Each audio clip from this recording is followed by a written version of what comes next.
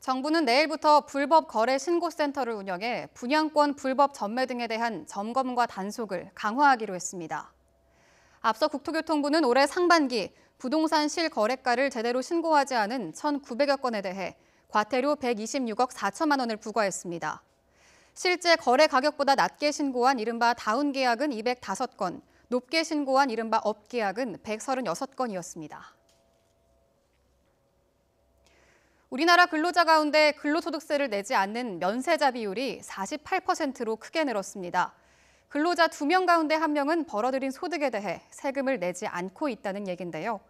특히 최근 정부가 신용카드 소득 공제를 연장하는 등의 세제 개편안을 발표하면서 면세자가 더 늘어날 수도 있을 것으로 보입니다. 보도에 김현우 기자입니다. 근로자 가운데 근로소득세를 내지 않는 이른바 면세자 비율은 2010년 들면서 꾸준히 낮아졌습니다. 재정포럼 자료를 보면 우리나라 근로자 가운데 면세자 비율은 2006년 47.6%에서 2010년 39%대로 낮아졌습니다. 그러다 2013년에는 30%대 초반까지 줄었습니다. 그만큼 근로소득세를 내는 직장인이 늘어난 겁니다. 하지만 2014년에는 면세자 비율이 48.1%로 다시 급등했습니다. 2013년 말 소득세법이 개정되면서 세액공제 혜택이 늘어났기 때문입니다. 특히 저소득층은 물론 중산층과 고소득 근로자 가운데도 근로소득세를 내지 않는 경우가 급증했습니다.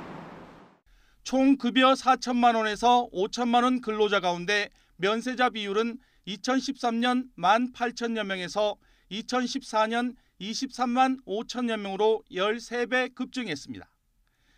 심지어 연봉을 1억 원 이상 받는 근로자 가운데 세금을 면제받는 경우는 27배나 늘었습니다.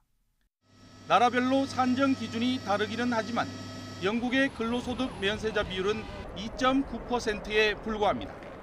근로소득세를 내지 않는 근로자 비율이 영국보다 16배나 높은 겁니다. 정부가 올해 세제 개편안에 신용카드 소득공제 연장과 교육비, 월세 세액공제 확대 등을 담으면서 면세자 비율이 더 늘 것이라는 우려가 나오고 있습니다.